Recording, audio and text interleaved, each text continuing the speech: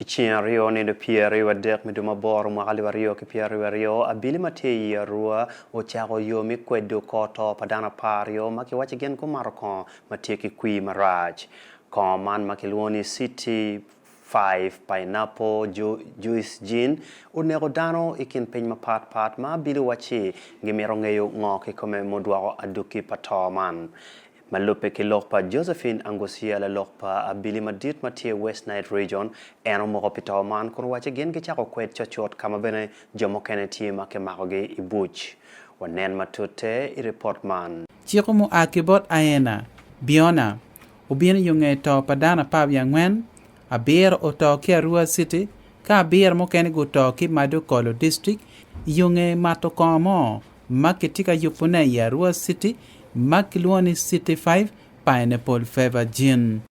Kitungchel Livingston Ebiro Mati Executive Director Bedun Maneno Lokum Jimmy Maki Yuboki Kilobo Uganda Nyo UNBS Wajoki Wanluo TV Ikarame Loki Chim Nigen Gitiking Ikom Komugo Maraju Tutan Maki Marokao Kiluto Padan Mapol Tutan Eno Terne Dulu Derma Akibot Dunman Dongen gucher ka kwanyo Jimmy maki yubo ki koman me konyo gi lok me kwen eno medeni gichako dong titia Abili me district magi meneno kit makiramo kwetu kiri koman e biro medeni wigi koman peguno warga ma akibot dun me UNBS dak man tituan ban madit me chato komano po wakit bot dun man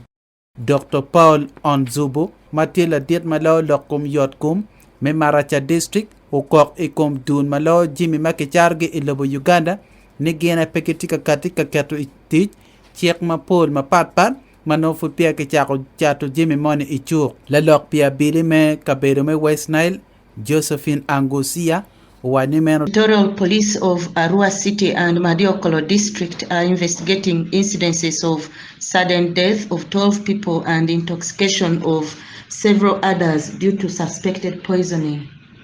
They were suspected to have got problems after drinking a locally manufactured waragi labeled as City 5 Pineapple Flavored Gin. Eno meteni amak do tiro time, dak dana ngwen tite guak pa Abili malupe ke yupo ko machalo kitman, kontero nying joma ke mauge, ni Rose Inzikuru, mamuang ti piera ngwen, Philiam Kadribo, matiki mwaka piera waboro, Gideon Adule, mwaka piera ngwen via bich, weng te dana magetiyo bot dunman, ki Godfrey Norman, matye ruet kachat kiusmo, matye Ivara, kama Dano mage gumaro koman ki iyem. Ismail Masaba, matila lopko RCC me Arua City, dok enloy ayibu division, ulego luakne umirgen, gujok te me mato komugo, mano peguno warga, ki bod dun me UNBS.